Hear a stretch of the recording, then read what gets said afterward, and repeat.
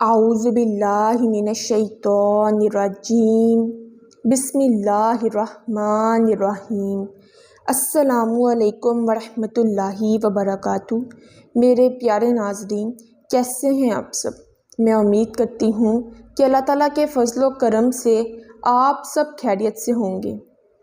معزز سامعات، آج کی ہماری ویڈیو میں ہم سیرت النبی کے ایک نہایت اہم اور مبارک واقعے کے بارے میں جانیں گے۔ ہم بات کریں گے غار حرا میں نبی کریم صلی اللہ علیہ وآلہ وسلم کی عبادات کے بارے میں، پھر اس عظیم واقعے کے بارے میں جب آپ پر پہلی وحی نازل ہوئی، اور اس کے بعد اسلام کی تبلیغ کا مبارک سلسلہ کس طرح شروع ہوا۔ تو آئیے اس خوبصورت واقعے کو سمجھتے ہیں۔ اللہ کے آخری نبی صلی اللہ علیہ وآلہ وسلم کی عمر مبارک جب 40 سال ہوئی تو آپ کی ذات اقدس میں ایک نیا انقلاب پیدا ہو گیا۔ محبت الہی اور عبادت الہی کا ذوق آپ کو مکی زندگی کی مصروفیات سے نکال کر ایک غار میں لے گیا۔ وہاں آپ اکیلے رہ کر اللہ کریم کی عبادت میں مگن رہتے۔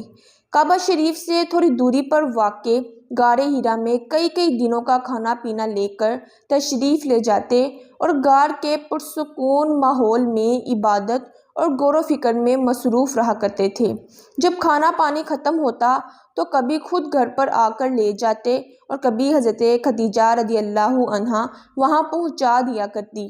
میرے پیارے ناظرین، آج بھی یہ نورانی غار اپنی اصلی حالت میں موجود ہے۔ وحی کی ابتدا سچے خوابوں سے ہوئی۔ آپ رات کو نیند کی حالت میں جو خواب دیکھتے، بعد میں اس کی تعبیر یوں واضح ہو جاتی جیسے دن کا اجالا اور سورج کی روشنی۔ 6 ماہ اسی طرح گزر گئے۔ رمضان کے مبارک مہینے میں جب آپ معمول کے مطابق غار حرا کی تنہائیوں میں گوشہ نشین تھے کہ ایک رات تمام فرشتوں کے سردار حضرت جبرائیل امین علیہ السلام نے رب کا پہلا پیغام بصورت وحی آپ تک پہنچایا۔ پھر کچھ عرصہ وحی نازل ہونے کا سلسلہ بند رہا۔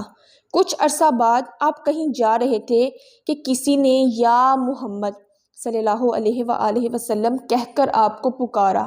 آپ نے آسمان کی طرف نظر اٹھا کر دیکھا تو حضرت جبریل جو غار میں آئے تھے اب زمین و آسمان کے درمیان ایک کرسی پر بیٹھے ہیں۔ آپ پر خوف طاری ہوا۔ آپ گھر آئے، کمبل اوڑھ کر لیٹ گئے۔ اس وقت یہ آیات کریمہ نازل ہوئیں۔ معزز سامعات، اس وقت سورہ مدثر کی 1 تا 5 آیات کریمہ نازل ہوئیں۔ اپنے رب کا یہ حکم ملتے ہی آپ نے حق کا علم بلند کرنے اور دنیا کو نور توحید سے منور کرنے کا پکا ارادہ فرما لیا۔ اللہ کے آخری نبی صلی اللہ علیہ وآلہ وسلم نے سب سے پہلے خفیہ طور پر ان لوگوں کو دعوت اسلام دی جن پر آپ کو اعتماد بھی تھا اور جو آپ کے حالات سے واقف تھے۔ ان حالات میں عورتوں میں سب سے پہلے حضرت خدیجہ رضی اللہ عنہا، آزاد مردوں میں حضرت ابوبکر صدیق رضی اللہ عنہ، لڑکوں میں حضرت علی بن عبد المطلب رضی اللہ عنہ، آزاد کردہ غلاموں میں حضرت زید بن حارثہ اور غلاموں میں حضرت بلال رضی اللہ عنہ نے ایمان قبول کیا۔ تبلیغ اسلام کا یہ سلسلہ خفیہ طریقے سے جاری رہا۔ جس طرح پیاسا میٹھے اور ٹھنڈے پانی کی طرف لپکتا ہے، ایسے ہی خوش نصیب روحیں دیوانہ وار اس دعوت حق کو قبول کرنے کے لیے لپکتی۔ 3 سال کے اس عرصے میں مسلمانوں کی ایک جماعت تیار ہو گئی۔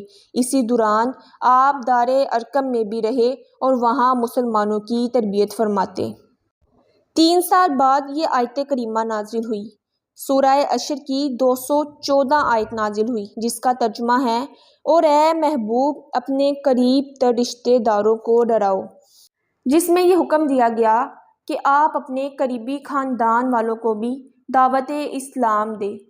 آپ نے ایک دن صفا پہاڑی کی چوٹی پر چڑھ کر قریش والوں کو بلایا۔ قبیلہ قریش کے تمام لوگ جمع ہو گئے تو اللہ کے آخری نبی صلی اللہ علیہ وآلہ وسلم نے فرمایا، اے میری قوم، اگر میں تم لوگوں سے یہ کہہ دوں کہ اس پہاڑ کے پیچھے ایک لشکر چھپا ہوا ہے، جو تم پر حملہ کرنے والا ہے، تو کیا تم لوگ میری بات کا یقین کر لو گے؟ تو سب نے ایک زبان ہو کر کہا، ہاں ہاں، ہم آپ کی بات کا یقین کر لیں گے، کیونکہ ہم نے آپ کو ہمیشہ سچا اور امین ہی پایا ہے۔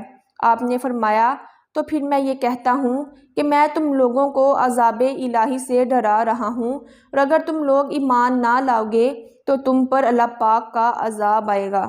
یہ سن کر تمام قریش والے ناراض ہو کر چلے گئے۔ ان میں آپ کا چچا ابو لہب بھی تھا۔ وہ آپ کی شان میں بد زبانی کرنے لگا۔